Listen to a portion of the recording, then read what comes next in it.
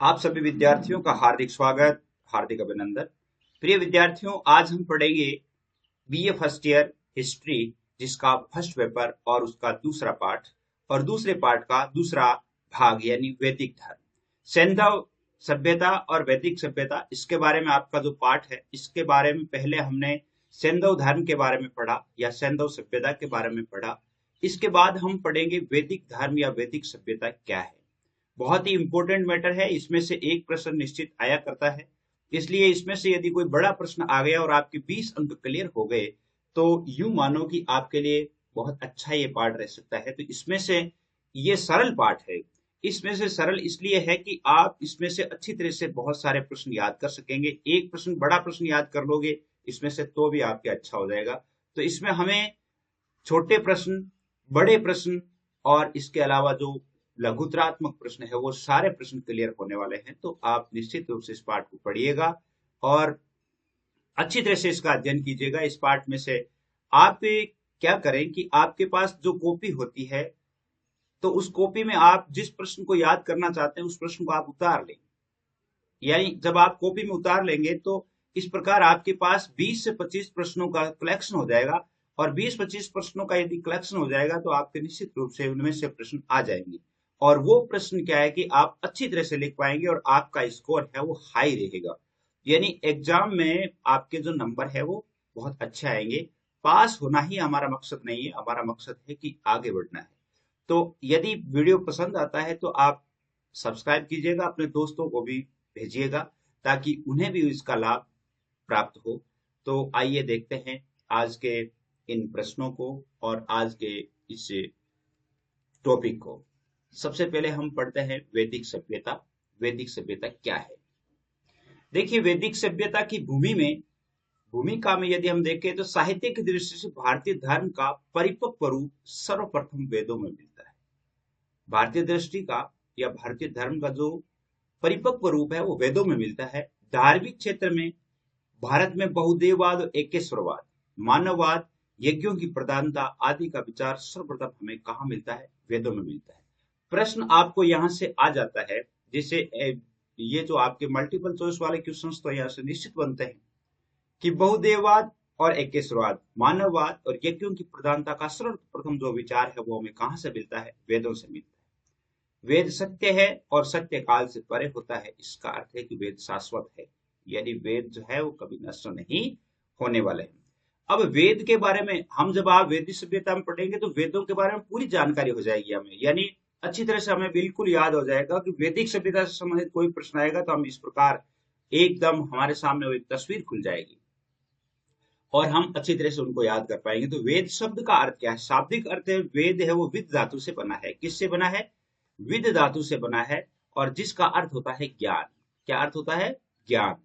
तो यूं कह सकते हैं कि चिंतन, दर्शन, साक्षात्कार के क्षणों में जो ज्ञान की रश्मियां ऋषियों के मानस पटल पर अवतीर्ण हुई, वे शब्दों और प्रतीकों के माध्यम से वेदों के मंत्रों और सूक्तों के रूप में प्रकट हुई है। तो यूं कह सकते हैं कि वेद क्या है? वेद ऋषियों के चिंतन, दर्शन और साक्षात्कार के क्षणों में जो ज्ञान की रश्मियां है और उनके मुंह से जो बातें निकली, अर्थात उन्होंने जो लिपिबद्ध किया वही वेद है। वेदों की संख्या 4 बताई गई है और वेद 4 है। वेदों में ऋग्वेद, यजुर्वेद, सामवेद और अथर्ववेद, ये 4 वेद हैं। 4 वेदों में अलग अलग यदि हम देखें, ऋग्वेद को देखें तो ऋग्वेद सबसे प्राचीन वेद है। इसमें 10 मंडल है, 1029 सूक्त है और 10,580 ऋचाएं हैं। 10,580 इसमें ऋचाएं हैं। ऋग्वेद के सूक्त विविध देवताओं की स्तुति करने वाले भाव भरे गीत है तथा इनमें भक्ति भावना प्रदर्शित होती है। तो यानी भक्ति भावना से संबंधित या भक्ति से संबंधित पहला वेद ऋग्वेद है। दूसरा है यजुर्वेद। यजुर्वेद में क्या है? देखिए, यजुर्वेद मूल रूप से यज्ञों का वेद है। इसमें यज्ञ करने से संबंधित विधान दिए हुए हैं। यज्ञ और हवन के जो नियम है और विधान है वो सारे यजुर्वेद में दिए हुए हैं। और ये ग्रंथ कर्मकांड प्रधान ग्रंथ है, यानी कर्मकांड प्रधान कौन सा ग्रंथ है? यजुर्वेद है। भक्ति भावना से संबंधित ऋग्वेद है। सामवेद में उन मंत्रों का संकलन है जिनको गाकर देवताओं का आह्वान किया जाता है। और जैसे यज्ञ, अनुष्ठान, हवन, इसके समय जो मंत्र गाए जाते हैं वो सारे के सारे मंत्र है वो कहाँ है? सामवेद में है। तो सामवेद में तो मंत्र हैं जिसमें उन मंत्रों का संकलन है जिनको गा करके देवता यज्ञ करते हैं, अनुष्ठान करते हैं, हवन करते हैं। चौथा वेद है वो अथर्ववेद है, और अथर्ववेद भूत प्रेत, जादू टोने इत्यादि के मंत्र है इसमें। अथर्ववेद में क्या है कि जैसे भूत प्रेत से संबंधित, जादू टोनों से संबंधित जो क्रियाएं हैं वो सारी की सारी इसमें वर्णित है। तो वेद और वेदों के अर्थ हमने जान लिए। और इसके अलावा अब वेदों को प्रश्न आ जाता है कि वेदों को श्रुति क्यों कहा गया है। देखिए प्रश्न आ जाता है, और वो कौन सा लघुतरात्मक प्रश्न आ गया कि वेदों को श्रुति क्यों कहा गया है। पहले जैसे एक नंबर से ही बन जाता है कि वेद शब्द का अर्थ क्या है या वेद कितने हैं, उस प्रश्न का हल हो गया। अब हम देखते हैं कि वेदों को श्रुति क्यों कहते हैं। तो श्रुति का अर्थ क्या है? श्रुति का अर्थ होता है सुनना। क्या अर्थ होता है? सुनना। तो इस प्रकार हम कह सकते हैं कि वेद भारतीय धर्म और संस्कृति का शाश्वत और अक्षय कोश है। प्रारंभ में वेदों का पठन पाठन मौखिक था। गुरु शिष्य परंपरा, पिता पुत्र परंपरा द्वारा ये मंत्र ऋषि वंशों में स्थिर रहते थे। उन्हें श्रुति द्वारा यानी श्रवण द्वारा सुन करके शिष्य गुरु से, पुत्र पिता से जानता था, इस कारण उन्हें श्रुति कहा जाता है। यानी पहले क्या होता था कि लिपि मान लो नहीं थी, तो उस समय लिपि नहीं थी, तो जैसे गुरु है वो अपने शिष्यों को वेद मंत्र सुनाता था या वेदों के बारे में सुनाता था, तो वो शिष्य क्या करते, गुरु की बात को सुन करके याद कर लेते और वो परंपरा आगे चलती। इसी प्रकार यदि किसी पिता को वेदों का वेद याद है तो फिर वो पिता है वो अपने पुत्र को वेद याद करवा देते थे, जिससे ये परंपरा सुरक्षित रूप से चलती थी। इस कारण इनको श्रुति कहा जाता है। यानी जैसे गुरु शिष्य परंपरा और पिता पुत्र परंपरा के द्वारा यानी ऋषि वंशों में स्थिर रहते थे, अर्थात उन्हें श्रुति के द्वारा शिष्य गुरु से या पुत्र पिता से जानता था। इसी कारण उन्हें क्या कहा जाता है? श्रुति कहा जाता है। विविध ऋषि वंशों में जो विविध सूक्त श्रुति द्वारा चले आते थे उनको संकलित कर और महत्वपूर्ण संकलित करने का काम है वो मुनि वेद व्यास ने किया था। अब जैसे ये श्रुति परंपरा आई थी तो वेदों का संकलन करने का काम सबसे पहले मुनि वेद व्यास ने किया था। किसने किया था? मुनि वेद व्यास ने कहा था, इसलिए उनको वेदों का व्यास कहा गया है। संपूर्ण वैदिक साहित्य को कितने भागों में बांटा गया है? संपूर्ण वैदिक साहित्य को, तीसरा प्रश्न है, ये छोटे वाला प्रश्न 20 शब्दों वाला प्रश्न आ सकता है। संपूर्ण वैदिक साहित्य को कितने भागों में बांटा गया है? 4 भागों में बांटा गया है, और 4 भाग है संहिता, ब्राह्मण, आरण्यक और उपनिषद। ये 4 है, इन 4 भागों में इसको बांटा गया है। चौथा प्रश्न है कि ब्राह्मण ग्रंथों की रचनाएं क्यों की गई? ब्राह्मण ग्रंथों से संबंधित आप जानते हैं कि प्रत्येक जो वेद है उसका अपना अपना ब्राह्मण ग्रंथ है। तो ब्राह्मण ग्रंथों की रचनाएं क्यों की गई? यानी वेदों के धार्मिक उपचार का वर्णन करने के लिए ब्राह्मण ग्रंथों की रचनाएं की गई। वेदों को और अच्छी तरह से विश्लेषित करने के लिए इन ग्रंथों की रचनाएं की गई। इनके 2 भाग है, एक तो विधि यानी नियम निर्धारण, और एक है अर्थनाद। अर्थनाद का जैसे आख्यान है, पुराण है, इतिहास है, इसके द्वारा नियमों के अर्थ की व्याख्या। तो यानी ब्राह्मण ग्रंथों के 2 भाग है, विधि और अर्थनाद। विधि में तो उनमें नियम निर्धारित है कि किस प्रकार पठन पाठन करना है। अर्थनाद में जैसे आख्यान, पुराण, इनके द्वारा नियमों के अर्थ की व्याख्या की गई है। तो प्रत्येक वेद के अपने अपने ब्राह्मण ग्रंथ हैं। जैसे ऋग्वेद है, ऋग्वेद में कौशिकी या संख्यान, ऐत्रेय ब्राह्मण, कृष्ण ब्राह्मण, ये इनके यानी ब्राह्मण ग्रंथ है। यजुर्वेद के 33 शुक्ल यजुर्वेद का शतपथ ब्राह्मण, यानी यजुर्वेद का एक तो शतपथ ब्राह्मण, 33 ब्राह्मण। सामवेद का जैसे तांड्य महाब्राह्मण या पंचवीस ब्राह्मण, छांदोग्य का मंत्र ब्राह्मण और मम विधान ब्राह्मण, ये जो है इसके ब्राह्मण ग्रंथ है। अथर्ववेद का गोपत ब्राह्मण है। तो ये क्या है कि इनके ब्राह्मण ग्रंथ है जो वेदों को समझने के लिए काम में आते हैं। और इन ब्राह्मणों के परिशिष्ट आरण्यक कहलाते हैं। जो ब्राह्मण ग्रंथ है इनके जो आरण्यक जो परिशिष्ट है वो क्या कहलाते हैं? आरण्यक कहलाते हैं। और वेदों के अंतिम भाग है वो क्या कहलाते हैं? उपनिषद कहलाते हैं। क्या कहलाते हैं? उपनिषद कहलाते हैं। वेदों के अंतिम भाग, इनको वेदांग भी कहा जाता है। क्या कहा जाता है? वेदांग भी कहा जाता है। उपनिषदों को वेदांग भी कहा जाता है। तो वेदांग कितने हैं? वैदिक साहित्य की विधाएं कह सकते हो, चाहे वेदांग किसे कहते हैं। यानी वेदों के अंतिम भाग उपनिषद या वेदांग कहलाते हैं। अब इस समस्त वैदिक साहित्य के अध्ययन को हम 6 विधाओं में विभक्त किया जाता है। वैदिक साहित्य का अध्ययन जो है 6 विधाओं के अंतर्गत होता है, और वो 6 विधाएं कौन सी है? 6 विद्याएं हैं आपके शिक्षा, यानी जिसको स्वर या ध्वनि विज्ञान या कह सकते हैं। दूसरा छंद, निरुक्त, व्याकरण, ज्योतिष, कल्प, इन्हें वेदांग कहा जाता है। ये जो 6 अंग है इनको क्या कहा जाता है? वेदांग कहा जाता है। और कल्प के 3 विभाग है। कल्प के कितने विभाग हैं? कल्प जो अंतिम जो वेदों का जो अंतिम अंग है कल्प है, कल्प के 3 भाग है। कौन कौन से? श्रोत्र सूत्र, ग्रह सूत्र, धर्म सूत्र, ये 3 भाग कहलाते हैं। तो वेदांग ये है। अगर 5वां प्रश्न इस प्रकार आ जाए कि वैदिक धर्म की विशेषताएं लिखिए, तो वैदिक धर्म की विशेषताओं से संबंधित पहली बात है कि वैदिक धर्म का आरंभ देवीकरण के साथ होता है। वैदिक धर्म यानी सादा और सरल था। प्रकृति के चमत्कारों को देखकर वैदिक आर्यों के हृदय में अनुराग, विस्मय और भय उत्पन्न कर दिया। अतः उन्होंने प्रकृति के समक्ष नतमस्तक होकर उसकी समस्त शक्तियों को देवताओं के रूप में प्रतिष्ठित कर दिया। वैदिक धर्म का जो आरंभ है वो देवीकरण के साथ, देवी देवताओं के साथ होता है। क्योंकि प्रकृति के समस्त नतमस्तक होकर के आदमी ने क्या किया कि अपनी सारी शक्तियां लगा दी, और सारी शक्तियों से उन्होंने प्रकृति के जितने भी अंग हैं उन सभी को देवताओं के रूप में प्रतिष्ठित कर दिया। दूसरी इसकी विशेषता है प्राकृतिक शक्तियों की उपासना। प्राकृतिक शक्तियों की उपासना, वैदिक आर्य देवी शक्तियों अर्थात प्राकृतिक शक्तियों जैसे सूर्य, चंद्रमा, आकाश, उषा, मेघ, ध्वनि, मारुत, वायु, इनकी उपासना करते थे। तो जहां कहीं भी आर्यों को किसी जीवित शक्ति का आभास मिलता था, वहीं उन्होंने एक देवता की सृष्टि कर दी। यानी जहां कहीं भी उन्हें शक्ति से कुछ लगा कि यहाँ वास्तव में हमारे मानव हित में या प्रकृति से संबंधित कोई हरकतें हैं, तो वहां पर उन्होंने क्या कर दिया? एक देवता बना दिया। और प्रकृति के प्रत्येक रूप में देवता की कल्पना करने के कारण वैदिक धर्म में बहुत से देवताओं की प्रतिष्ठा हो गई।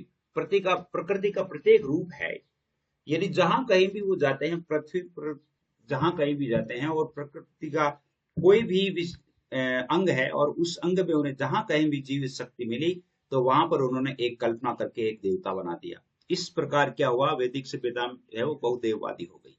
तो वैदिक सभ्यता बहुदेववादी सभ्यता थी। वैदिक धर्म बहुदेववादी था।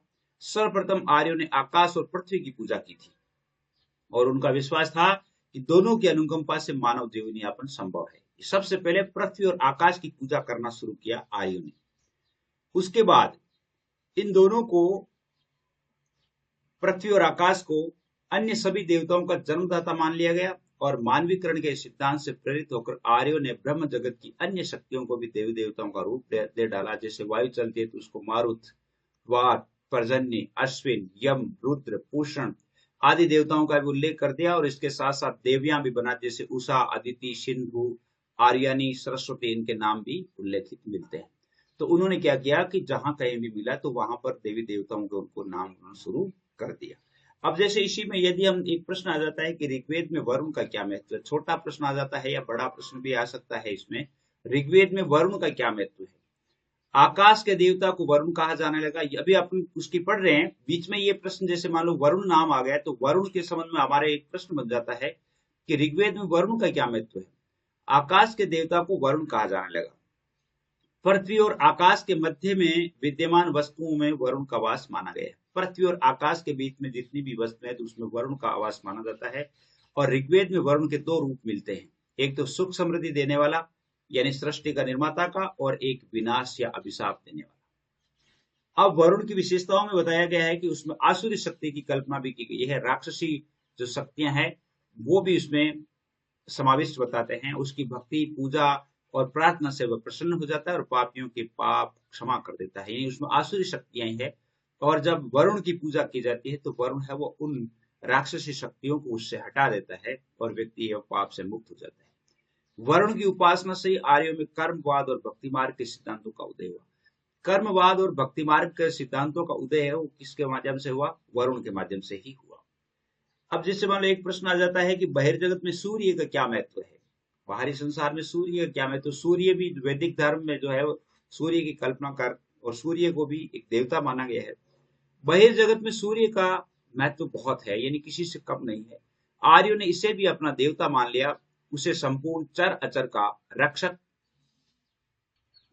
तथा मनुष्यों के समस्त सत असत कर्मों का दृष्टा माना गया है। किसको? सूर्य को।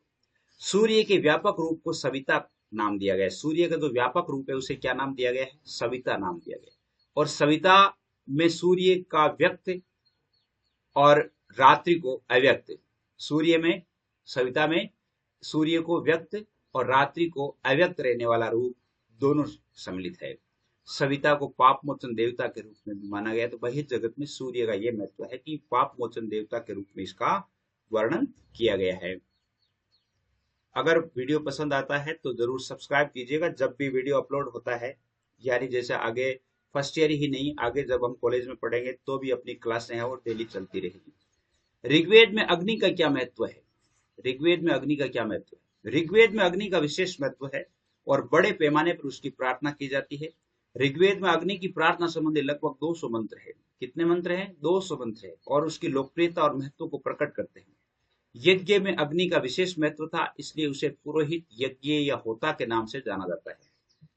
यानी इसको किस किस के नाम से? पुरोहित, यज्ञ और होता, ये नाम है वो अग्नि के मिलते हैं। उसे देवताओं का मुख माना गया है क्योंकि उसी के द्वारा आहुति सभी देवताओं के पास पहुंचती है और दाह कर्म के लिए भी अग्नि अनिवार्य थी और अग्नि को समस्त लोगों के राक्षसों को भगाने वाली भी कहा गया है। यानी यूं कह सकते हैं कि अग्नि का जो है बहुत अधिक महत्व था। अन्य बहुत सारी बातें हैं, जैसे ऋग्वेद में सोम की प्रार्थना के अनेक मंत्र है। आंधी तूफान वर्षा का देवता इंद्र को माना गया है। किसको? आंधी तूफान और वर्षा, इनका देवता किसको माना गया है? इंद्र को माना गया है।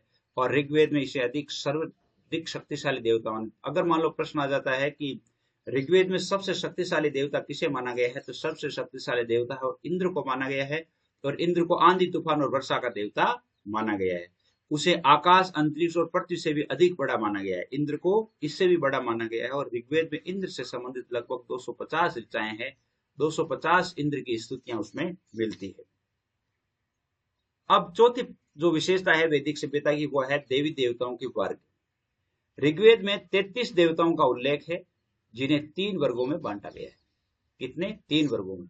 आकाशीय देवता, अंतरिक्षीय देवता और पृथ्वी के देवता। आकाशीय देवता में कौन कौन से आते हैं? सूर्य, दो से नहीं, सूर्य, वरुण, मित्र और सविता, पूषण, उषा, अदिति। अब जैसे मान लो सूर्य और सविता में कोई फर्क नहीं है, लेकिन क्या है कि उन्होंने अलग अलग कार्य के लिए इनका अलग अलग नाम दे दिया है। अश्विन वो सूर्य के ही रूप है। अंतरिक्षीय देवताओं में इंद्र, मस्त, अस्त, वात, पर्जन्य, ये अंतरिक्ष देवता है। पृथ्वी के देवताओं में पृथ्वी, अग्नि, सोम, बृहस्पति, सरस्वती, ये पृथ्वी के देवताओं के रूप में माने गए हैं। तो ये देवताओं के वर्ग भी है, ये इसकी विशेषता है।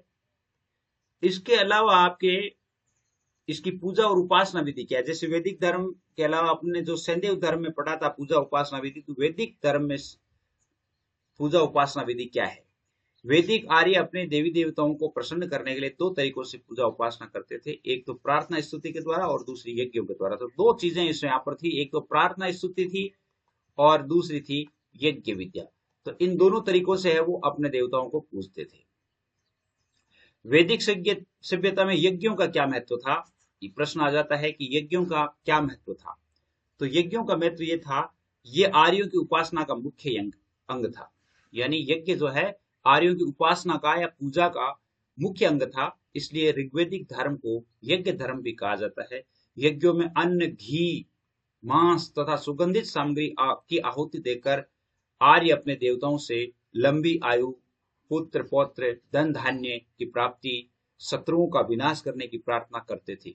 यानी वैदिक यज्ञों में यज्ञ का ये महत्व था कि वो वहां पर यज्ञ में जैसे विभिन्न जो यज्ञ की सामग्री होती है वो आहुति देते और आहुति देकर के उन देवताओं से अपने परिवार की जैसे कुशलता की मांग करते थे।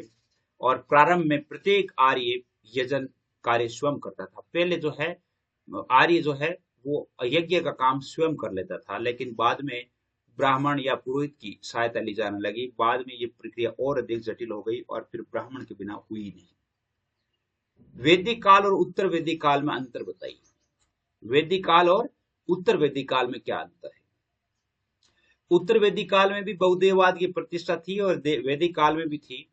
आर्यों के देवता तो वही रहे, परंतु उनके महत्व में कुछ परिवर्तन हो गया। जैसे एक अंतर तो यह है कि ऋग्वेद काल में प्राकृतिक शक्तियों के सूचक स्थान गौण हो गए और उनके स्थान पर शिव, विष्णु देवताओं जैसे इंद्र, वरुण, अग्नि, सूर्य आदि, ब्रह्मा, पार्वती, दुर्गा, भैरव, गणेश आदि देवताओं की प्रधानता बढ़ गई। उत्तर वैदिक काल में या ऋग्वेदिक काल में क्या है कि प्रकृति की जो शक्तियां थी उनको प्रधान माना गया था, लेकिन उसके बाद में ये देवताओं की रचनाएं कर ली गई और इन देवताओं की प्रधानता हो गई उत्तर वैदिक काल में। ऋग्वेद में विष्णु का उल्लेख एक छोटे देवता के रूप में मिलता है, परंतु उत्तर वैदिक युग में वह पुरुष प्रधान पुरुष हो गए और उन्हें नारायण नाम से भी पुकारा जाने लगा। किसमें? उत्तर वैदिक काल में। ऋग्वेद में केवल विष्णु नाम है। ऋग्वेद में प्रजापति का स्पष्ट उल्लेख नहीं मिलता है, परंतु उत्तर वैदिक काल में ब्रह्मा के रूप में यज्ञों के स्वामी माना जाने लगा। यानी प्रजापति का स्पष्ट उल्लेख नहीं मिलता है, लेकिन यहाँ पर उत्तर वैदिक काल में ब्रह्मा जी को प्रजापति का रूप मिला और उसे सृष्टि का स्वामी माना जाने लगा। एक अंतर यह है कि इस युग में अनारियों को यज्ञ पूजा, गंधर्व पूजा, राक्षस पूजा, सूर्य पूजा आदि की भी आर्य समाज में प्रतिष्ठा हो चुकी थी। यानी जैसे मान लो आर्य युग में क्या होता था, जैसे प्रारंभ में जो है अनार्य जो थे, अर्थात आर्यों से संबंधित जो अन्य लोग जो थे, उन लोगों को पूजा करने का कोई अधिकार नहीं था। लेकिन फिर क्या है कि उत्तर वैदिक काल में यहाँ के अनार्य थे, अर्थात यहाँ के जो मूल निवासी थे, उन लोगों को भी पूजा में, गंधर्व पूजा में, राक्षस पूजा, सूर्य पूजा, यानी पूजा से संबंधित काम है, उनको उत्तर वैदिक काल में अन्य लोगों को भी शामिल कर लिया गया। उत्तर वैदिक काल में धार्मिक संस्कारों का महत्व बढ़ गया। उत्तर वैदिक काल में जहां एक तरफ बलि, कर्मकांड, संस्कार आदि पर अधिक जोर दिया गया, वहीं दूसरी तरफ ज्ञान मार्ग का विचार भी प्रारंभ हो चुका। यानी उत्तर वैदिक काल में क्या है कि बलियां भी दी जाने लगी, कर्मकांड, संस्कार ये बढ़ गए, जबकि ये वैदिक सभ्यता में इतना इन पर जोर नहीं दिया गया था। एक आपके प्रश्न आ जाता है कि उपनिषद से क्या अभिप्राय है, उपनिषद क्या है, भारतीय संस्कृति में इनका क्या महत्व है, बड़ा प्रश्न आ जाता है। तो उपनिषद शब्द का अर्थ उस ज्ञान से है जो भ्रम को नष्ट करके यथार्थ ज्ञान की ओर ले जाता है। उपनिषद का अर्थ क्या है? यानी यथार्थ ज्ञान, उप प्लस निश, यानी अपने गुरुओं के पास बैठ करके और शिष्यों के द्वारा जो ज्ञान ग्रहण किया गया और उनके द्वारा जो रचनाएं हुई, उन्हें उपनिषद कहा गया। तो उपनिषद का अर्थ है कि अध्यात्म विद्या या ब्रह्म ज्ञान, ब्रह्मा, आत्मा, जन्म, मरण, जीवन के वास्तविक ध्येय आदि से संबंधित सिद्धांतों का गहन चिंतन जो उपनिषदों में मिलता है। यूं कह सकते हैं कि जो वेदों की रचनाएं हुई और वेदों की रचना करने के पश्चात वेदों का पूर्ण विश्लेषण है, वो हम उपनिषदों में ही प्राप्त करते हैं। ब्रह्म विद्या है, जन्म मरण है, जीवन का वास्तविक ध्येय क्या है, इन सभी सिद्धांतों पर और भक्ति के जो अंकुर है वो भी हमें उपनिषदों में प्राप्त हो जाते हैं। उपनिषदों के अनुसार मनुष्य का सच्चा ध्येय मोक्ष प्राप्त करना है और उपनिषदों में यह स्पष्ट किया गया है कि आत्म तत्वों को पहचाने बिना मोक्ष संभव नहीं है। यानी उपनिषद काल तक पहुंचते पहुंचते व्यक्ति जो है वो यानी भक्ति से संबंधित और अपने जीवनचर्या को समझ चुका था और मोक्ष के सिद्धांत के साथ उपनिषदों में कर्म और पुनर्जन्म का भी विवेचन किया गया है। उपनिषदों में कहा गया है कि मनुष्य जैसा कर्म करता है उसे वैसा ही फल भी भोगना पड़ता है, इसलिए मनुष्य को चाहिए कि वह अपने कर्म को सुधारे। यानी ये उपनिषद जो है, उपनिषदों के माध्यम से ही व्यक्ति को कर्म करने की और अच्छे कर्म करने की या सत्कर्म करने की शिक्षा मिलती है। उपनिषदों में सृष्टि की रचना पर भी प्रकाश डाला गया है, तो इसलिए इसका यह महत्व भी है कि इसके जो प्रवृत्ति इतिहासकार है उनको इससे प्रेरणा मिलती है और सहायता भी मिलती है। और उपनिषदों का मत है कि पृथ्वी की सृष्टि पृथ्वी, जल, अग्नि, आकाश, वायु इन 5 तत्वों से बनी हुई है। यानी इसमें ये भी बात प्रकट हो गई है कि सृष्टि जो है, यानी जो ये हमारा शरीर मान लो या ब्रह्मांड जो है, वो पृथ्वी, जल, अग्नि, आकाश और वायु इन 5 तत्वों की कल्पना है वो उपनिषद काल में हुई। और इन 5 तत्वों को स्वामी है वो महातत्व है और यही महातत्व मूल तत्व है और इसी को ब्रह्म कहा गया है। यानी 5 तत्वों का जो महातत्व है, जो मूल तत्व है, वो क्या है? ब्रह्म है। तो इस प्रकार ये उपनिषद से संबंधित प्रश्न आ जाता है कि वैदिक सभ्यता में मानववाद और भौतिक जगत में क्या संबंध दर्शाया गया है। तो ये बहुत इंपॉर्टेंट प्रश्न है, इसको आप देख लें कि मनुष्य विश्व आत्मा के अत्यंत निकट है और वेद कहता है कि मनुष्य देवत्व का रूप है। वेदों में परमात्मा को कण कण में व्याप्त कहा गया है। मानववाद का इतना ऊंचा और निखरा हुआ रूप अत्यंत दुर्लभ है, यानी अन्यत्र है, वो कहीं भी नहीं मिल सकता। अन्यत्र वेदों का मानववाद का इतना ऊंचा रूप है, वो कहीं नहीं मिल सकता। आदमी को देवत्व रूप देना, ये वैदिक सभ्यता में मिलता है। मनुष्य की तरह भौतिक जगत भी दिव्य है। उसके समस्त उपादान जैसे सूर्य, चंद्रमा, अग्नि, वायु, जल, पृथ्वी, ये सभी देवता है। आकाश और पृथ्वी अश्विनी रूपी देवता है। पृथ्वी और अग्नि, अंतरिक्ष में वायु और आकाश में सूर्य प्रधान देवता। अब देखिए, 3 प्रधान देवताओं की कल्पना की गई है। कौन कौन से? पृथ्वी पर अग्नि की, और अंतरिक्ष में वायु की, और आकाश में सूर्य की। ये 3 है वो प्रधान देवता माने गए हैं पूरे ब्रह्मांड में। और ये क्रम से बढ़ते जाते हैं और फिर बढ़ करके इनकी संख्या 33 करोड़ हो जाती है। यानी ये देवता प्रारंभ में ये 3 देवताओं की कल्पना की गई, लेकिन धीरे धीरे क्या है कि इनके अंगों की वृद्धि होती गई और आदमी या व्यक्ति की जो मानवीकरण व्यवस्था है, और मानवीकरण व्यवस्था के आधार पर जहां कहीं भी उन्हें प्रकृति में जीवित सत्ता का आभास हुआ, वहीं उन्होंने एक देवता की वृद्धि कर दी, देवता की स्थापना कर दी। इस प्रकार बढ़ते बढ़ते क्या हो गया, देवताओं की संख्या 33 करोड़ तक पहुंच गई। और इस प्रकार समस्त भौतिक जगत देवमय है।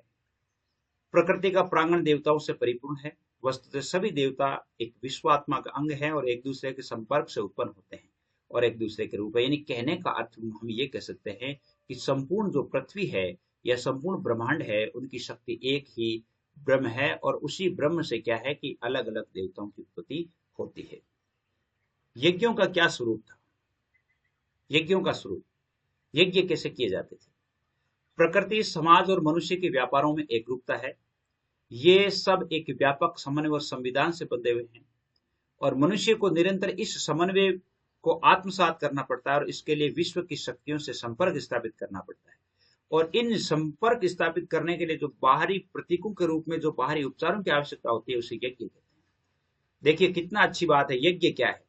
यज्ञ क्या है? आदमी इस प्रकृति से निकट संबंध रखता है, ठीक है।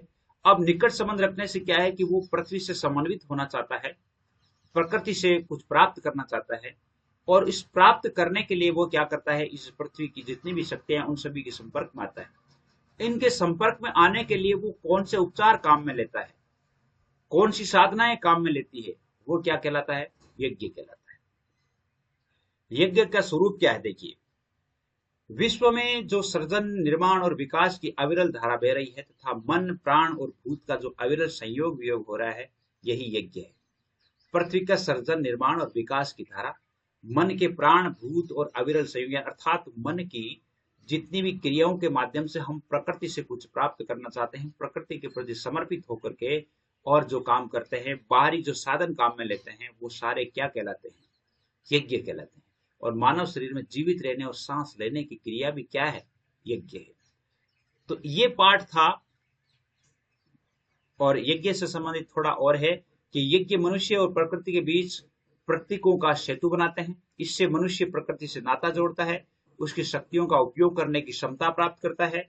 भौतिक यज्ञ करने से मनुष्य विश्व की शक्तियों का आह्वान कर उन्हें अपने रूप में अपने में धारण करता है, और विभिन्न उद्देश्यों को लेकर अनेक प्रकार के यज्ञ क्यों किए जाते हैं? यज्ञ है वो व्यक्ति है, वो प्रकृति से शक्तियां प्राप्त करने के लिए यज्ञ प्राप्त करता है, यानी उन शक्तियों के माध्यम से वो विश्व की अन्य शक्तियों का आह्वान करके और स्वयं में धारण कर सकता है। तो उन सभी शक्तियों को प्राप्त करने के लिए क्या किया जाता है? यानी यज्ञ किया जाता है। और यज्ञ है वो कितने प्रकार के? एक आदमी को प्रतिदिन 5 महायज्ञ करने होते हैं। एक तो देव यज्ञ होता है, जिसमें भोजन, घी, दूध, दही अग्नि में डाला जाता है, ये भी यज्ञ है। जैसे हम घरों में क्या करते हैं, जैसे कई बार जैसे अग्नि में भोजन करने से पहले, जैसे घी है, दूध है, दही है, इनको जब अग्नि में चढ़ा देते हैं कुछ खाने से पहले, तो वो भी एक यज्ञ माना जाता है। दूसरा है भूत यज्ञ। इसमें भोजन की बलि चारों तत्वों पृथ्वी, जल, वायु, आकाश, प्रजापति, काम, विश्व देवी को दी जाती है। भूत यज्ञ वो होता है जैसे हम जब भोजन करते समय जो है, भोजन करते समय भी कई व्यक्ति क्या करते हैं, भोजन में से एक छोटा सा कोर है वो पृथ्वी पर डाल देते हैं या अलग रख देते हैं, तो वो भी एक यज्ञ ही माना गया है। पितृ यज्ञ, इसमें पितरों के लिए दक्षिण दिशा की ओर भोजन और जल फेंका जाता है। जैसे पितृ यज्ञ वो होता है जैसे दक्षिण दिशा की ओर भोजन और जल फेंकना। ब्रह्म यज्ञ होता है चौथा, और ब्रह्म यज्ञ होता है, इसमें वैदिक पाठों का स्वाध्याय करना पड़ता है। ब्रह्म यज्ञ में क्या करता है, व्यक्ति नहा धो करके और सारे काम करने से पहले स्वाध्याय करता है, शास्त्रों का अध्ययन करता है। इसके बाद है मनुष्य यज्ञ, और इसमें अपने आप भोजन करने से पहले किसी अतिथि को भोजन कराया जाता है, यानी वो मनुष्य यज्ञ होता है, किसी अतिथि को भोजन करवाया जाता है। तो ये था आपका वैदिक सभ्यता से संबंधित पाठ। आपको कैसा लगा जरूर आप बताइएगा, ताकि जब भी आपके इस प्रकार के कमेंट्स आते हैं कि अच्छा लगा, तो आगे यानी प्रेरणा मिलती है और अगले वीडियोस अपलोड करने का साहस प्राप्त होता है। तो आज के लिए बस इतना ही पड़ेगा। जय हिंद, जय भारत।